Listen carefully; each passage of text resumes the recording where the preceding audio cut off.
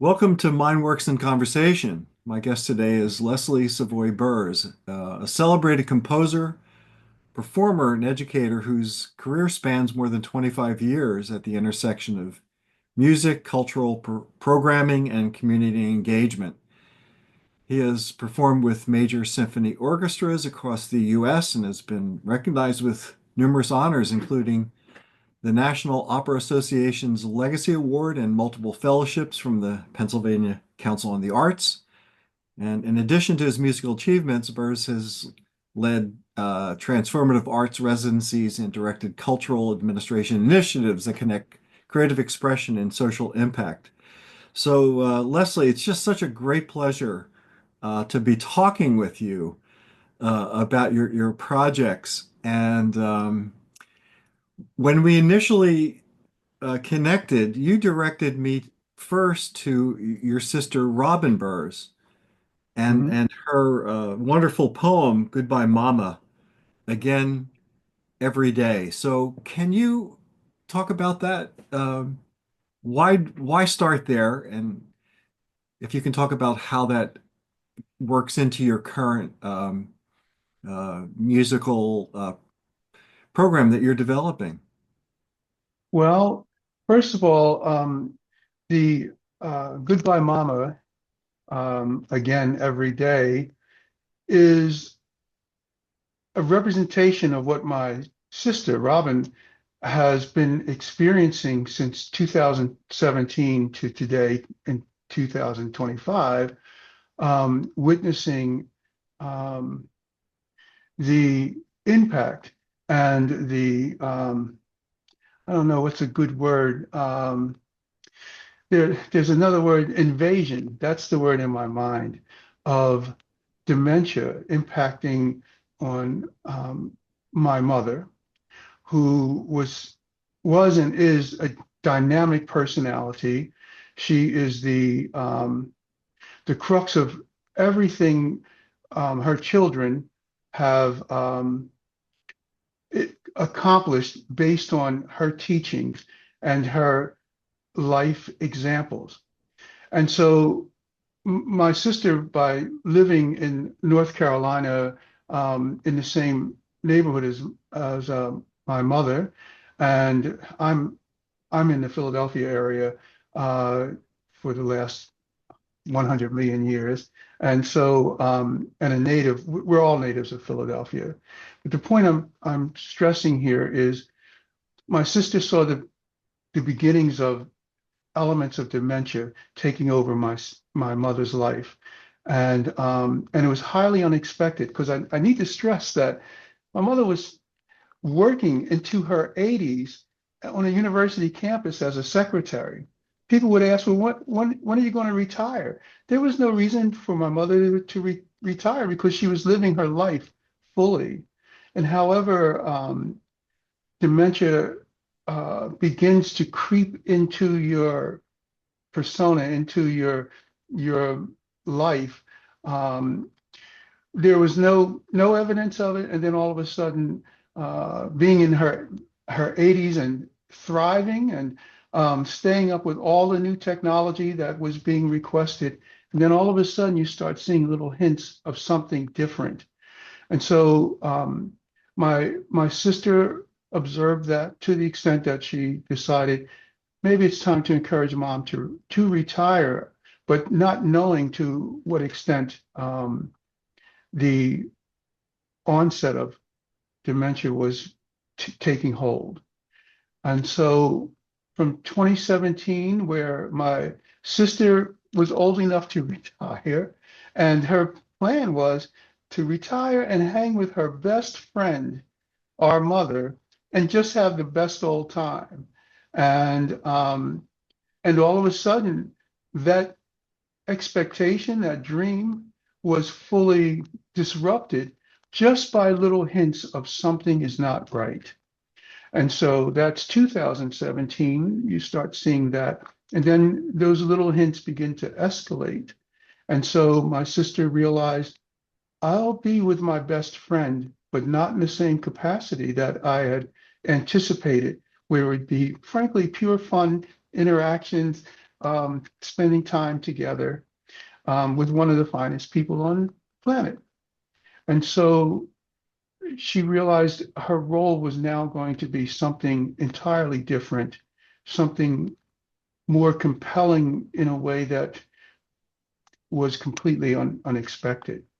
So from the over the course of time, my sister, um, knowing that she was going to be the primary caregiver, opted to um, devote her life to that to a certain extent and not ignore her personal life in other manners and her family relationship of her own family. So one of the things that my sister came to the understanding was she needed an outlet. My sister stating that she needed an outlet, and one way of doing that was to make this statement of art, and by creating this poem to capture what she was experiencing over these last eight years or so. And so the outcome of that understanding for her is the creation of the poem Goodbye Mama, Again Every Day. And once she wrote that, capturing within a page of text that becomes a poem that embodies almost uh, everything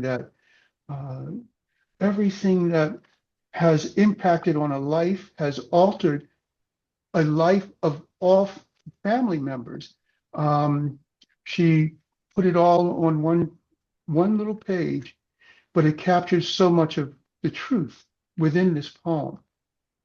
And once the poem was written, um, Robin approached me and asked, could I write music to further express the content of the poem and the content of our life experiences with witnessing uh, my mother suffering with dementia and my brother suffering with very advanced Alzheimer's at this point, and he's considerably younger than I am. So, and he's one of the most intelligent, brightest, most engaging people one would ever meet over the course of his adult life. And he worked with very prominent. He worked with the governor of Virginia. He was the head of the United Negro College Fund for the state of Virginia. He raised so much money for what taking place in Richmond, Virginia, starting the African American museum there. And so the point I'm making is we're we get confused by what we're anticipating our lives are going to be, and then all of a sudden there's this imposition of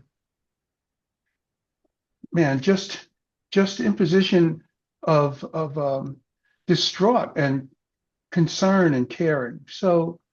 Um, so when my sister asked me to do a music treatment of it, of this particular poem, of course, I said yes, but I was very, very fearful for not potentially being able to live up to what the poem not only captures, but the depth of what it represents beyond words on a page, you know?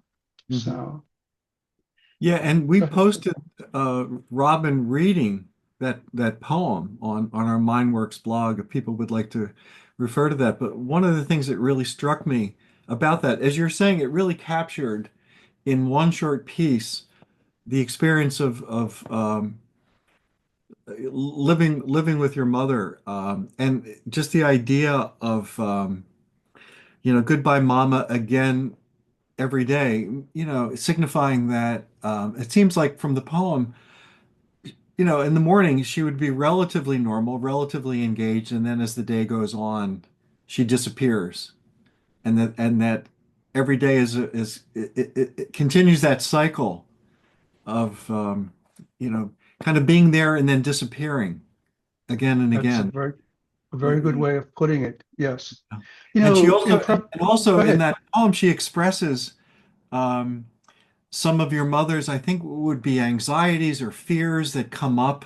She really does a wonderful job in just expressing in your mother's voice what she's going through during that time when her personality is starting to disappear and she's losing control of herself, of her mind in some ways. Yes. And so I was going to comment in preparation, minutes before you and I got on our meeting here. Um, Four key words came to me based on what um, my sister and I, and particularly my sister, but what we experienced and are experiencing. And I think what's key in this conversation today is that these are not limited to the household of the Burrs family. It is not. It is impacting on millions of people across the country and internationally. That is what is so compelling.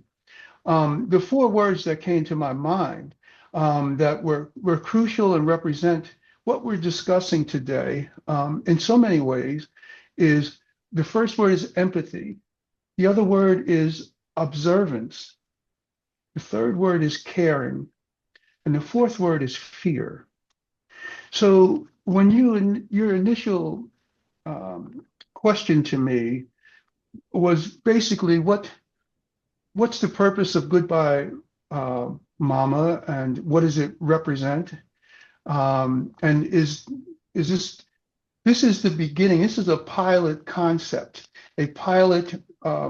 We literally just came out of the studio to do a film version of the musical work and the poem to become in essence, a pilot film, and with the hopes and the intent of allowing this piece to become an anthem for all the individuals that are impacted by um, dementia, Alzheimer's, and the content of the poem to capture what so many people are experiencing. And then the music to have another realm of arts intervention, meaning bringing a certain kind of compelling, the word that you like a lot is narrative. The music becomes a new narrative, a new form to expand the narrative of what was written with Goodbye Mama um, again every day.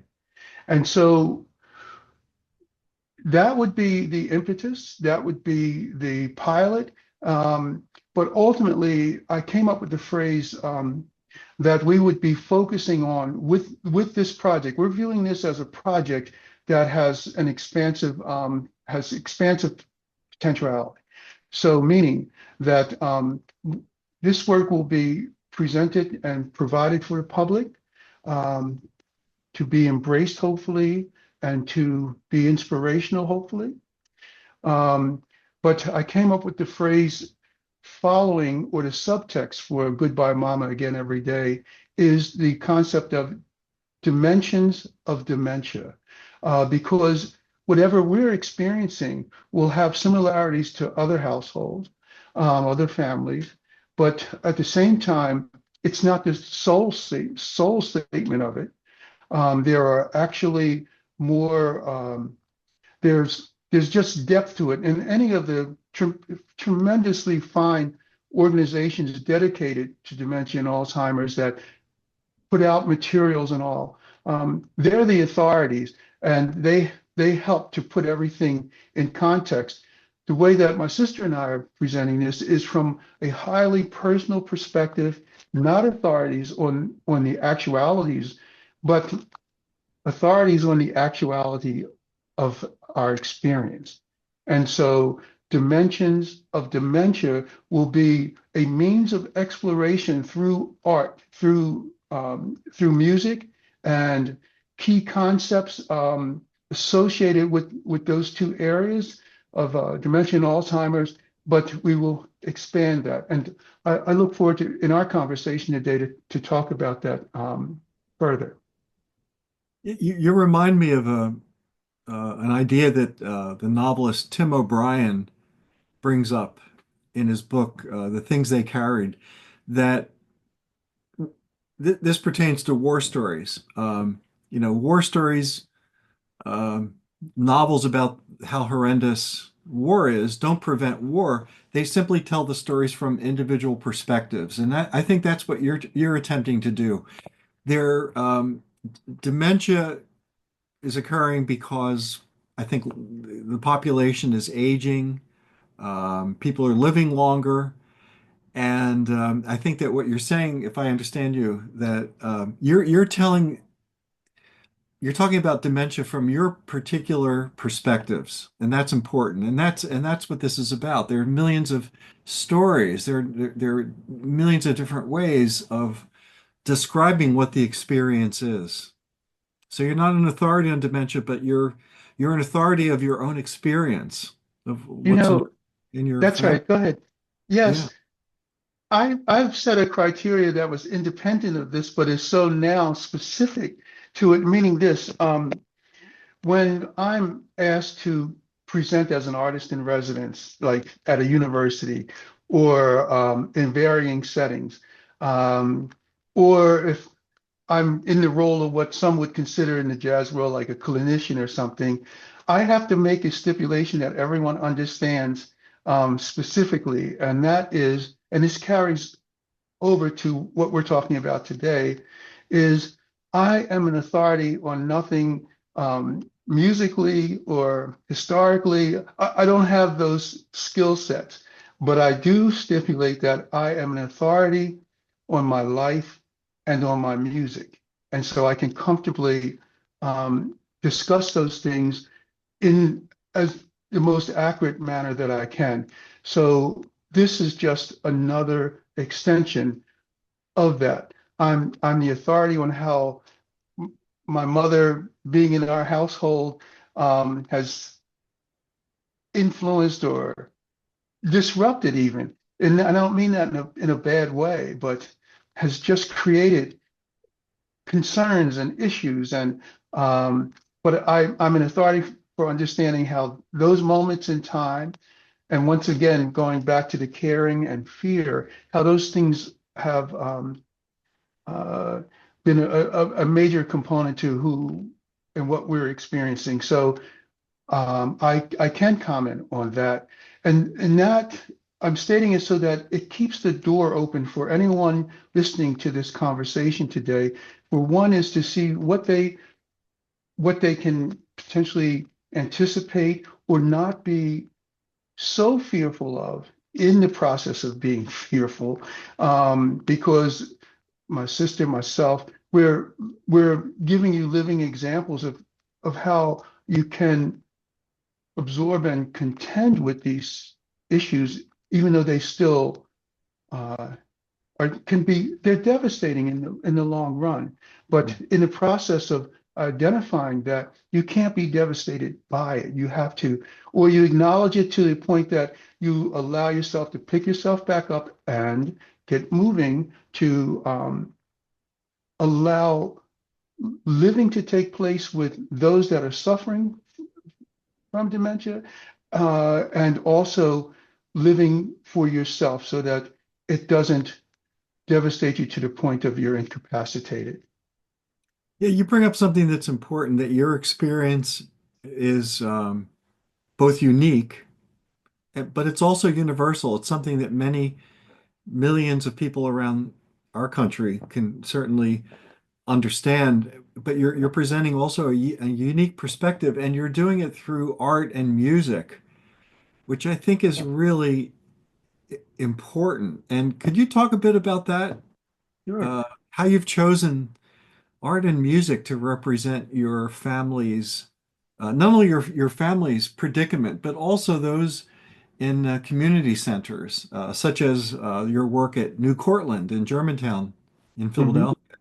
hmm Um, when I was a very young man, and in my late teens and 20s, I came to a conclusion that first of all, art is everything to me. Art, and for me, the discipline is through music, but the music was always going to be um, one element, one genre, one means of artistic statement, but I never negating all of the other disciplines in art because they all come from the same place in the individual.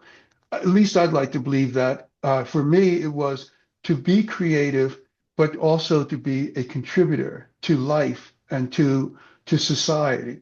So those things are extremely important to me from those days as a young man to where I am today. The other thing that I realized is the concept of art for the sake of art and for a cultural statement is absolutely significant, has tremendous merit. Um, for me, I decided, in addition to those cultural statements, I also felt that art was going to be more than art for art's sake. It's like the art has to have the art that I'm creating um, has to have a connection with everyday life, excuse me, everyday life commentary, um,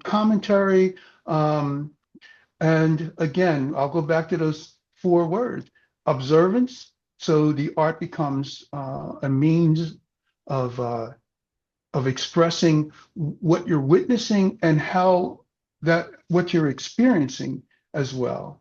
And empathy is again another component to for me creating art so that people can connect with it in ways that are not just entertaining or a release or escape, but can be, again, compelling to your heart, some kind of way, some kind of connection.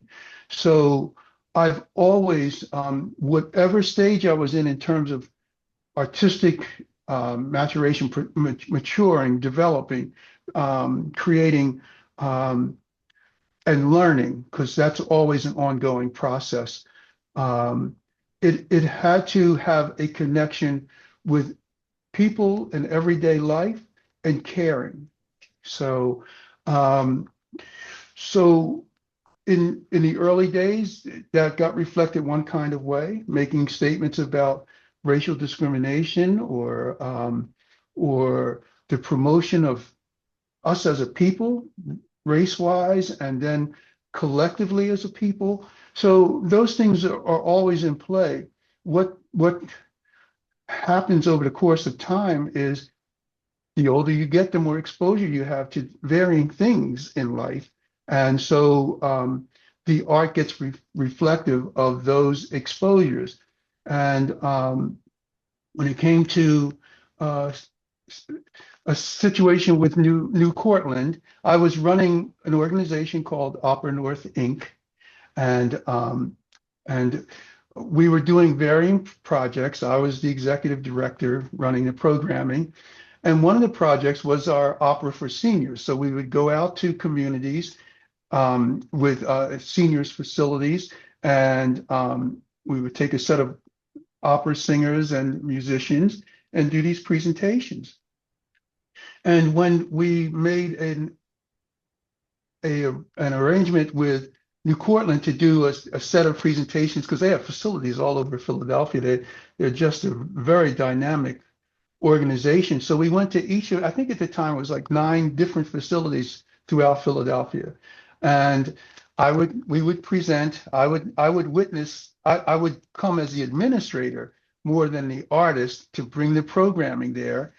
And every time I would look at the seniors, and then actually I did interact with the seniors. I did a series of workshops, and we can talk about creative aging as time goes on, but that was an outlet for the fact that I would not only take the opera singers, but then we expanded it, and I did a series of workshops incorporating my technique with interacting with seniors. And it's not unlike working with students, but you're just dealing with different levels of life experiences and intelligence. And when I say intelligence, what I mean is what you're bringing to that moment for your age, regardless of young student to senior citizen.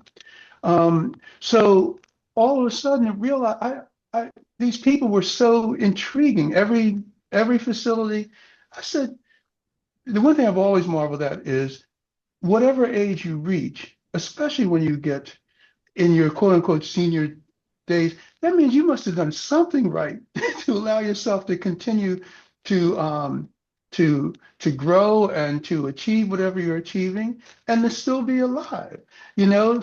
So I said there must be compelling stories here. And I approached the administration there to see if we could explore the life stories of their residents and see, and then with the intent of creating an opera based on their life stories. They found it very intriguing and actually found funding sources for us. And my brother, Stacy, who was at that time fine and well and not impacted by anything remotely uh, concerning Alzheimer's.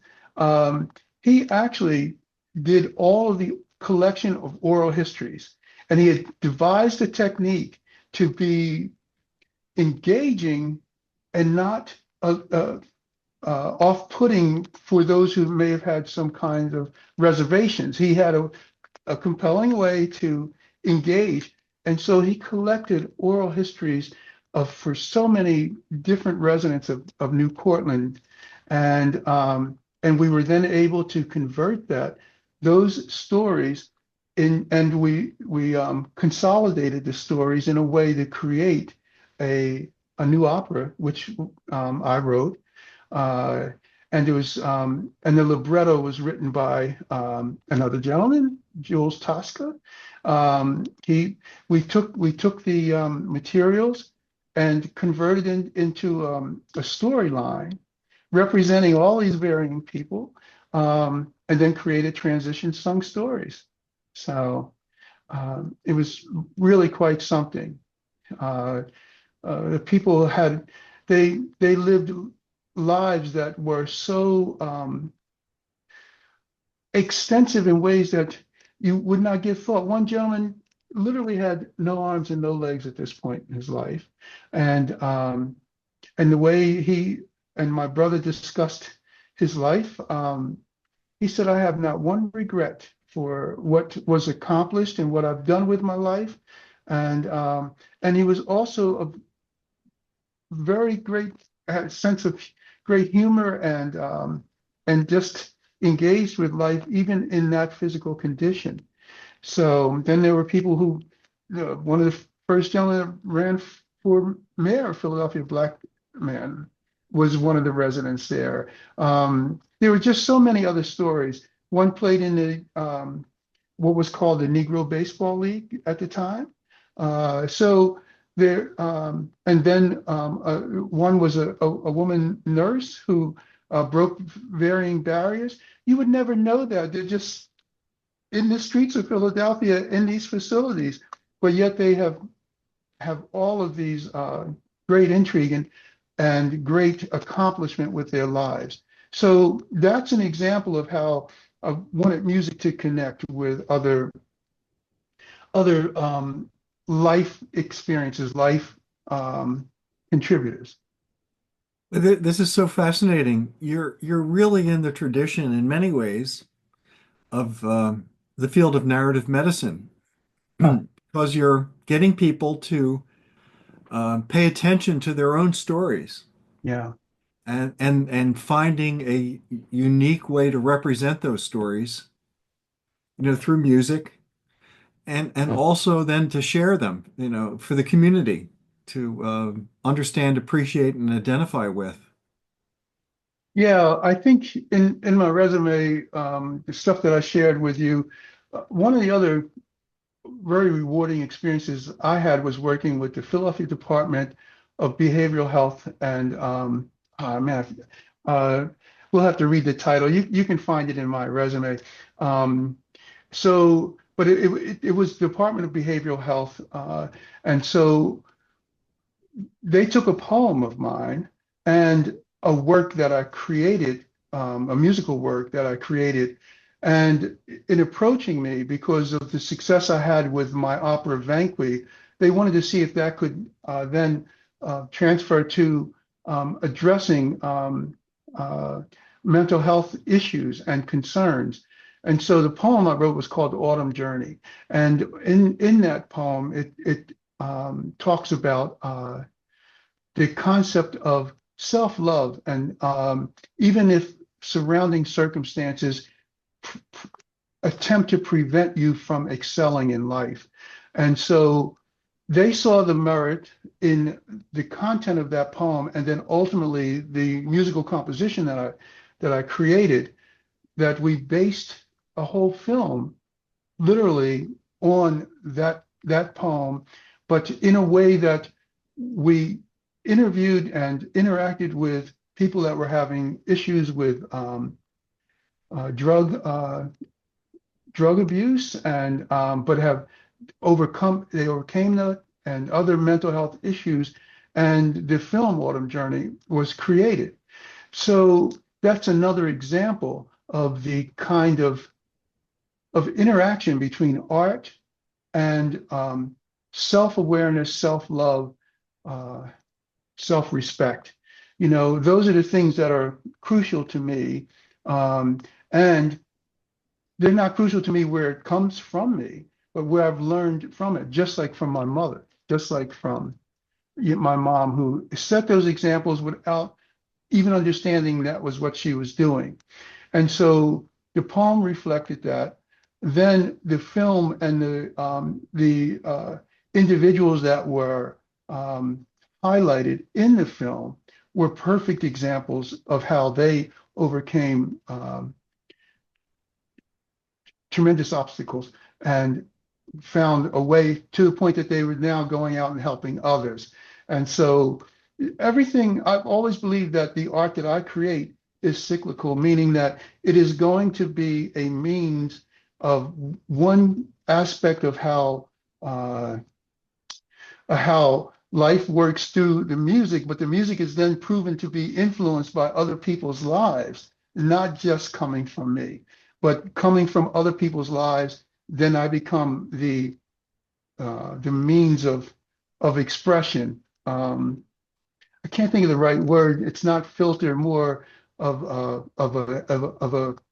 vehicle to allow for these other lives, uh, contributions again, to make the world more whole, more real, and not isolated to just our individual moments in life. Do you understand? Does that make sense? I hope Yeah, so. it makes a lot of sense. It seems that you're a conduit for people's creativity. Conduit, that's the word. I couldn't think of it. Thank you for being smart. Thank you. Yeah, you bring out of people what's in you. You're a creative person, and that's, I imagine, that has kept you alive. It's kept you Yes, vital, that's right.